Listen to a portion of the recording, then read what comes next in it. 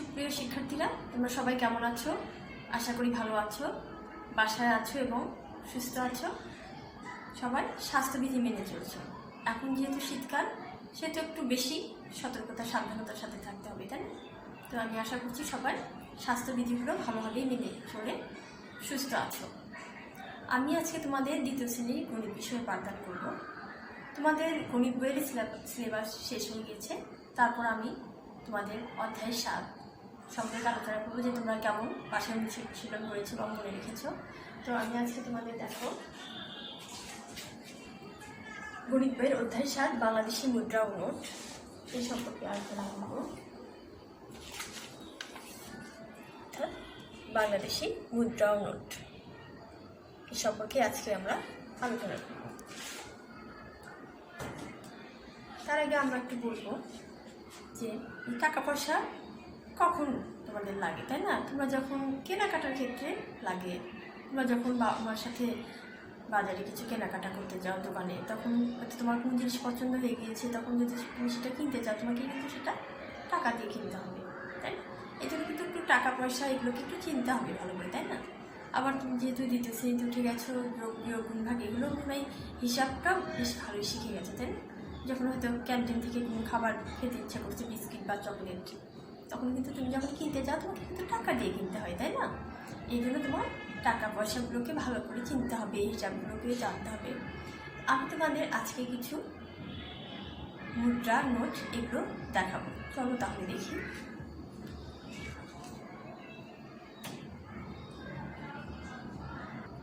তাহলে দেখো, আমরা এবার বাংলাদেশি মুদ্রা নোট সম্পর্কে জানবো, দেখবো কিছু বাংলাদেশি মুদ্রা। দেখো এখানে এটা কিন্তু 1 টাকার মুদ্রা, এই দুটা, ঠিক আছে? এরপর দেখো এই দুটা কিন্তু 2 টাকার মুদ্রা, হ্যাঁ। এবং এই পাশে দেখো এটা কিন্তু, এই দুটা কিন্তু 5 টাকার মুদ্রা, ঠিক আছে? এবার চলো তাহলে আরেকবার দেখি। এই দুটা কিন্তু 1 টাকার মুদ্রা, হ্যাঁ। এই দুটা হলো 2 টাকার মুদ্রা এবং এই দুটা হলো 5 টাকার মুদ্রা, ঠিক আছে? তাহলে এবার চলো, আচ্ছা এটা কি বলো তো? এটা কত টাকা নোট বলো তো? এটা, হ্যাঁ, এটা 10 টাকার নোট, তাই না? তোমরা ভালো করেই চিনো, এটা 10 টাকার নোট। এবার দেখো তো এটা কত টাকার নোট বলো তো? এটা, হ্যাঁ, এটা হলো 20 টাকার নোট। এবার দেখো এটা কত টাকার নোট? হ্যাঁ, এটা হলো 50 টাকার নোট। এবার এটা দেখো, এটা কিন্তু 100 টাকার নোট, ঠিক আছে?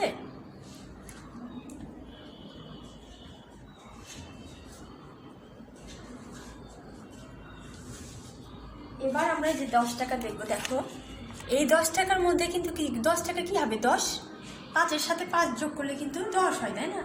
এর মধ্যে আমরা কিন্তু দুটা, এই 10 টাকার নোটের মধ্যে কিন্তু দুটা, মানে 5 5-এ 10 হয়। আমরা এখানে দেখবো একটা 5 টাকা দেখবো এবং একটা মানে 5 টাকার নোট দেখবো এবং একটা পয়সা দেখবো। দেখো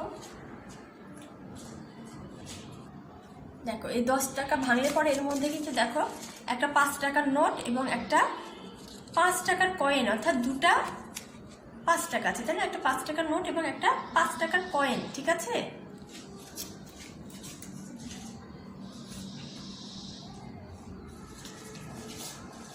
এবার দেখো আমরা যদি 20 টাকা দেখলাম, 20 কে 10-10-এ যোগ করলে কিন্তু 20 হয়, তাই না? তোমরা এটা জানো। তাহলে দেখো এই 20 টাকার মধ্যে কিন্তু দুটা 10 টাকা আছে। আমরা দেখো এই যে দুটা 10 টাকা দেখাচ্ছি, দেখো এখানে এই যে 20 টাকা, এর মধ্যে কিন্তু দুটা 10-10-এ 20, একটা 20 টাকা নোট, দুটা 10 টাকা নোট, ঠিক আছে? তাহলে দেখো এই 50 টাকার মধ্যে দেখো কীভাবে কত যোগ করলে 50 টাকা হয়। দেখো আমি এভাবে দেখাবো। দেখো দুটা 20 টাকাতে কত হয়? দুটা 20 যোগ করলে কিন্তু, দুইটা 20 যোগ করলে 20-20-এ 40 এবং তার সাথে একটা 10 টাকার নোট দিলে কিন্তু 50 টাকা হয়, হ্যাঁ। এই একটা 50 টাকা নোটের মধ্যে দেখো দুইটা 20 টাকার নোট আছে। দেখো একটা 20 টাকা আর একটা 20 টাকা দিলে কিন্তু 20-20-এ 40 এবং তার সাথে একটা 10 টাকা দিলে কিন্তু 50। তোমরা যেহেতু যোগ ভালো করে জানো, এই জন্য কিন্তু আমার মনে সুবিধা হবে। কিন্তু এই 50 টাকার মধ্যে আছে কি দেখো দুটা 20 টাকা, অর্থাৎ 20-20-এ 40 এবং একটা 10-এ 50, 20 20 40 10 50, ঠিক আছে। তোমাদের এই নোটগুলোর সাথে এগুলো যখন ভালোভাবে পরিচিত হবে, যখন দোকানে কেনাকাটা করতে যাবে তখন কিন্তু টাকা ফেরত পেতে কিন্তু তোমাদের সুবিধা হবে, যখন টাকা পয়সাগুলো ভালো করে চিনবে, ঠিক আছে।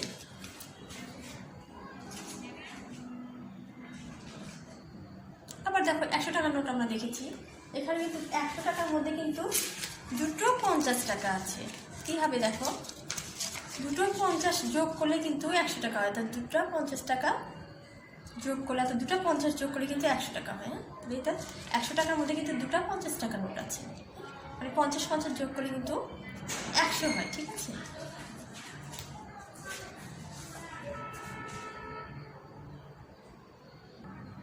তাহলে দেখো তোমাদের বইয়ের 74 পৃষ্ঠা খোলো, দেখো এখানে আমরা যে টাকা এবং মুদ্রাগুলো দেখলাম সেগুলো কিন্তু ছবি দেখা যাচ্ছে। প্রথমে আমরা দেখো 1 টাকার মুদ্রা দেখেছি, তারপর 2 টাকার মুদ্রা দেখেছি, তারপর 5 টাকার মুদ্রা দেখেছি, তাই না। দেখো আমি আবার দেখাচ্ছি, আমরা এতক্ষণ কিন্তু 1 টাকার মুদ্রা দেখেছি, 2 টাকার মুদ্রা দেখেছি এবং 5 টাকার মুদ্রা দেখেছি। আবার দেখো এখানে 10 টাকার নোট দেখিয়েছি, 10 টাকার মধ্যে দেখো একটা 5 টাকার কয়েন, আবার একটা 5 টাকার নোট, দুটো 5 টাকা মিলে কিন্তু 10 টাকা, তো 5 টাকার মুদ্রা এবং 5 টাকার নোট মিলে কিন্তু একটা 10 টাকা হয়েছে। আবার দেখো এখানে 20 টাকা, এখানে দুটো 10 টাকা মিলে কিন্তু একটা 20 টাকা হয়েছে, 10 10 20। আবার এখানে দেখো 50 টাকা, এখানে দেখো দুটো 20 টাকার নোট এবং একটা 10 টাকার নোট মিলে 50 টাকা হয়েছে। আবার এখানে দেখো 100 টাকার মধ্যে দেখো দুটো 50 টাকা মিলে কিন্তু একটা 100 টাকা হয়েছে।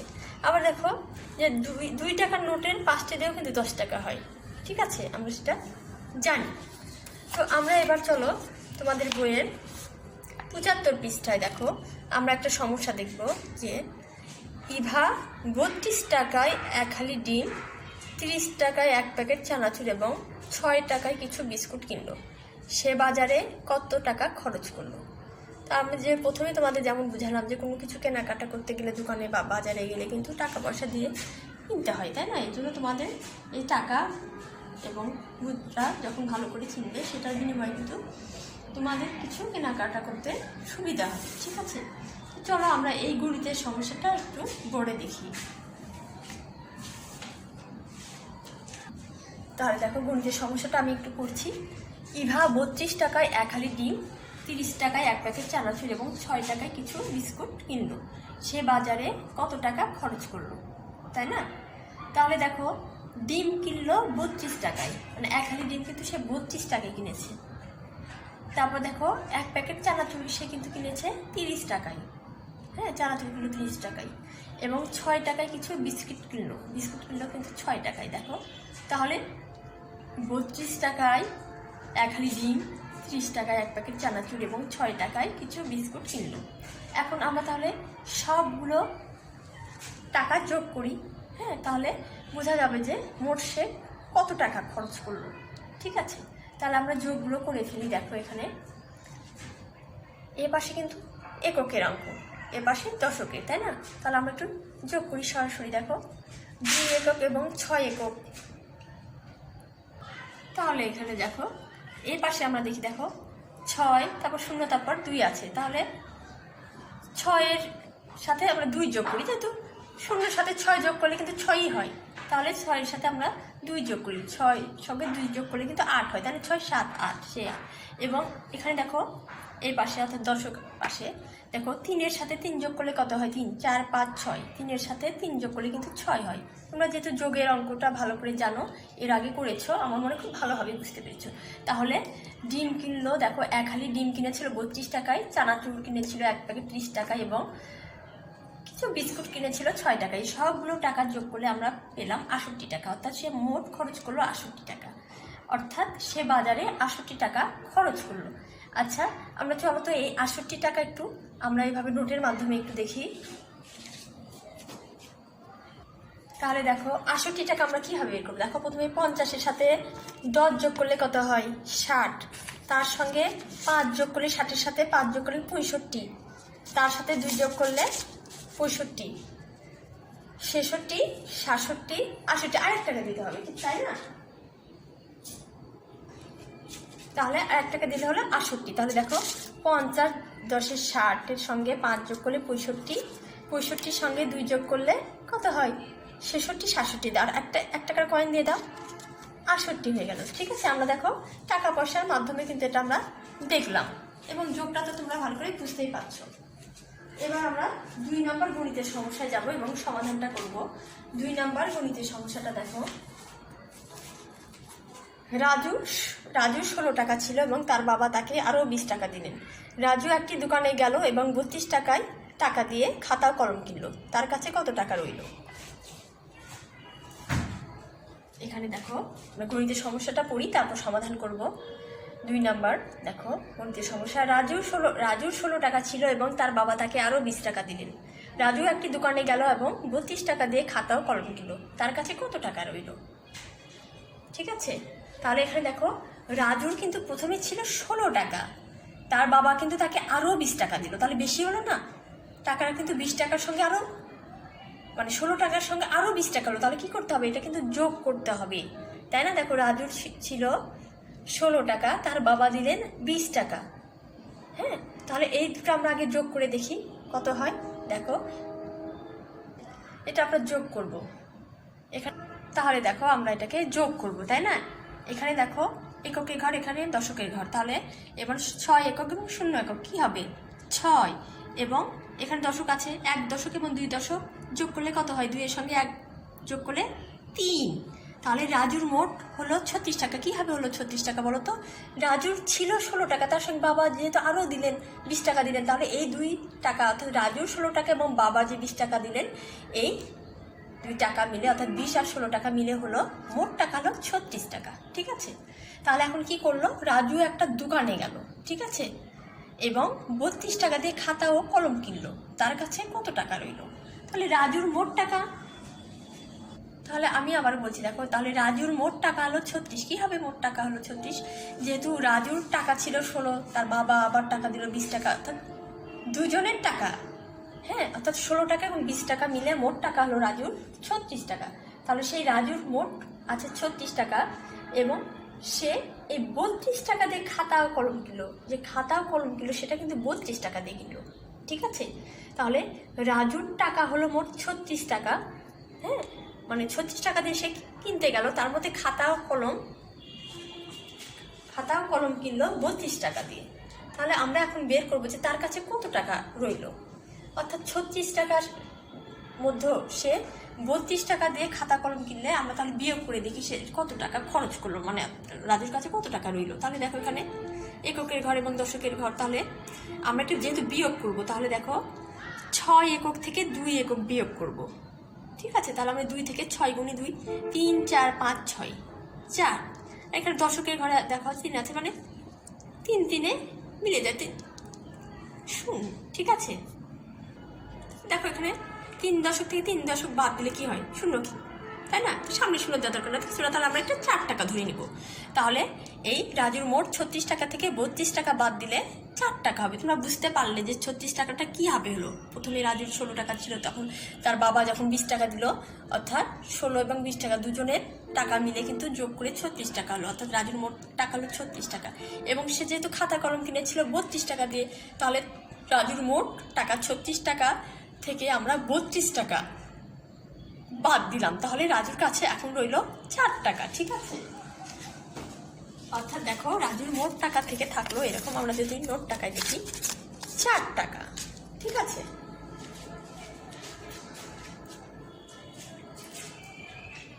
আমরা 1 নম্বর সমস্যাটা আরেকবার দেখি। দেখো ইভা 32 টাকায় 1 হালি ডিম, 30 টাকায় 1 প্যাকেট চানাচুর এবং 6 টাকায় কিছু বিস্কুট কিনলো। সে বাজারে কত টাকা খরচ করলো, তাই না? তাহলে দেখো এখানে গণিতের সমস্যাটা আবার দেখি। দেখো 1 নম্বর, ইভা 32 টাকায় 1 হালি ডিম, 30 টাকায় 1 প্যাকেট চানাচুর এবং 6 টাকায় কিছু বিস্কুট কিনলো। তাহলে সে বাজারে কত টাকা খরচ করলো? তাহলে আমরা প্রথমে দেখব ডিম কিনলো 32 টাকায়, অর্থাৎ 1 হালি ডিম কিনলো 32 টাকায়। তারপর চানাচুর কিনলো 30 টাকায়, হ্যাঁ, এবং কিছু বিস্কুট কিনলো 6 টাকায়। হ্যাঁ, অর্থাৎ দেখো ডিম কিনলো 32 টাকায়, চানাচুর কিনলো 30 টাকায় এবং কিছু বিস্কুট কিনলো 6 টাকায়। হ্যাঁ, তাহলে আমরা দেখবো তাহলে সে মোট কত খরচা করলো। তাহলে আমরা দেখেছি যে 32, 30, 6 যোগ করলে কিন্তু 68 হয়। হ্যাঁ, আমরা যোগটা কীভাবে করলাম সেটা কিন্তু আমরা দেখিয়েছি। এককের ঘর, তারপর এখানে দশকের ঘর, তারপর এখানে এই একক মিলে যোগ করে এবং এই দশক মিলে যোগ করে কীভাবে 68 হয় সেটা কিন্তু আমরা দেখেছি, যোগ করে দেখেছি, তাই না? তাহলে এই সবগুলো টাকা যোগ করলে কিন্তু মোট খরচ হলো 68 টাকা। তাহলে সে বাজারে 68 টাকা খরচ করলো, ঠিক আছে? তাহলে সে বাজারে 68 টাকা খরচ করলো। আমরা তাহলে এটা এবার টাকার মাধ্যমে দেখবো। দেখো, তাহলে দেখো 68 টাকা কীভাবে হয়। দেখো, প্রথমে 50 টাকা, মানে 68 টাকাটা আমরা দেখো টাকায় ভেঙে দেখাচ্ছি। 50-এর সাথে 10 যোগ করলে কত হয়? 60, তার সাথে 5 যোগ করলে 65, তারপর 66, 67, তারপর 68, 1 টাকার কয়েন। তোমার যে এই কয়টা টাকা দিয়ে 68 টাকা হতে হবে তার কোনো মানে নেই। আমি তোমাদের দেখালাম যে 68 টাকাটা কীভাবে হলো, এই কয়টা টাকার মাধ্যমে আমি দেখালাম। তাহলে আমরা 2 নাম্বার গণিতের সমস্যা দেখব। দেখো, রাজুর 16 টাকা ছিল এবং তার বাবা তাকে আরও 20 টাকা দিলেন। তাহলে রাজু একটি দোকানে গেল এবং 32 টাকা দিয়ে খাতা ও কলম কিনল। তার কাছে কত টাকা রইল? ঠিক আছে, তাহলে দেখো রাজুর কাছে ছিল 16 টাকা এবং তার বাবা তাকে দিলেন আরও 20 টাকা। ঠিক আছে, তারপর কি করলো? রাজু একটি দোকানে গেল এবং 32 টাকা দিয়ে খাতা ও কলম কিনলো। তার কাছে কত টাকা রইল? তাহলে যখন প্রথমেই কিন্তু দেখো গণিতের সমস্যাটা তুমি যখন পড়ছো তখনই কিন্তু বুঝতে পারছো যে রাজুর কাছে 16 টাকা ছিল, তার বাবা তাকে আরও 20 টাকা দিলেন। তার মানে কি টাকাটা বেড়ে গেল, তাই না? মানে 16 টাকা এবং 20 টাকা, 16 টাকার সাথে 20 টাকা আরও যোগ হলো, তাহলে বেশি হলো না? তাহলে 16 আর 20 আমরা আগে যোগ করব। যোগ করলে কত হয় সে মোট টাকাটা দেখব।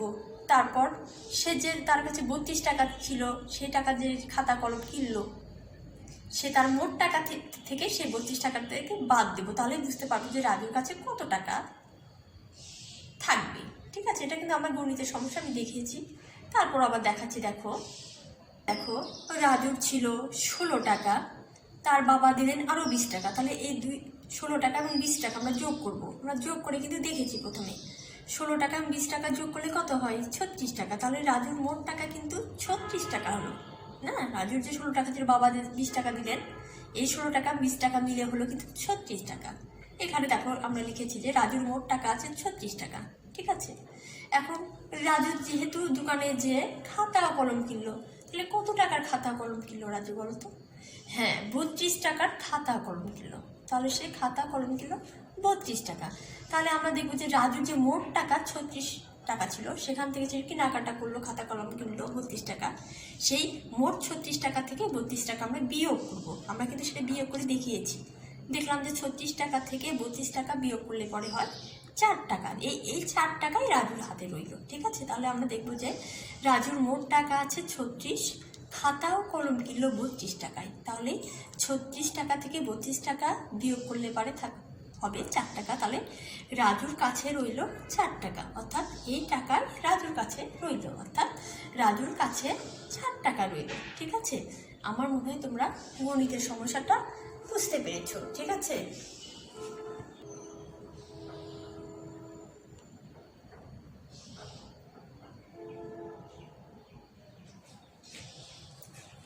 তাহলে দেখো আমরা এতক্ষণ যে গণিতের সমস্যা দুটো দেখলাম, আমার মনে তোমরা ভালো করে বুঝতে পেরেছো। ঠিক আছে, তো আমরা আজকে দেখো অধ্যায় 7 বাংলাদেশীয় মুদ্রা ও নোট সম্পর্কে আলোচনা করলাম, তাই না? আমরা প্রথমে কি করলাম, তোমাদের বইয়ে দেখো প্রথমে বাংলাদেশি মুদ্রা নোট দেখালাম। প্রথমে আমরা 1 টাকার মুদ্রা দেখালাম, তারপর 2 টাকার মুদ্রা দেখালাম, তারপর 5 টাকার মুদ্রা দেখালাম, তাই না? তারপর 10 টাকার নোট দেখালাম। 10 টাকার মধ্যে কিন্তু 2টা 5 টাকার নোট আছে, অর্থাৎ একটা 5 টাকার মুদ্রা আবার একটা 5 টাকার নোট। তারপর আমরা দেখো 20 টাকার একটা নোট দেখিয়েছি, সেই 20 টাকার মধ্যে কিন্তু 2টা 10 টাকার নোট, সেটা আমরা দেখিয়েছি। ঠিক আছে, এরপর আমরা 50 টাকার নোট দেখিয়েছি।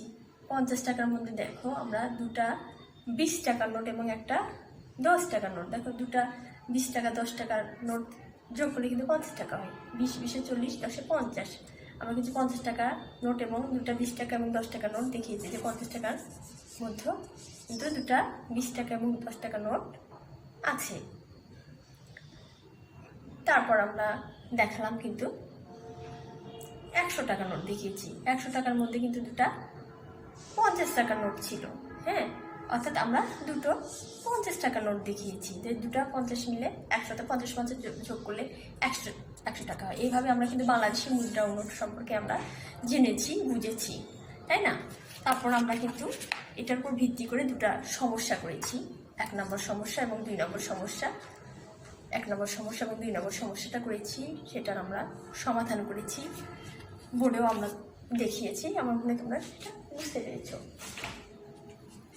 তো আমি আশা করছি তোমরা বাসায় ভালোভাবে প্রতিটা অধ্যায় অনুশীলন করবে এবং ভালো করে লেখাপড়া করবে, এবং টাকা এবং মুদ্রা এগুলো তো ভালো করে চিনলে, তাই না? এখন কি কোনো কিছু কেনাকাটা করতে সমস্যা হবে, এবং হিসাবটাও বুঝতে পেরেছো, তাই না?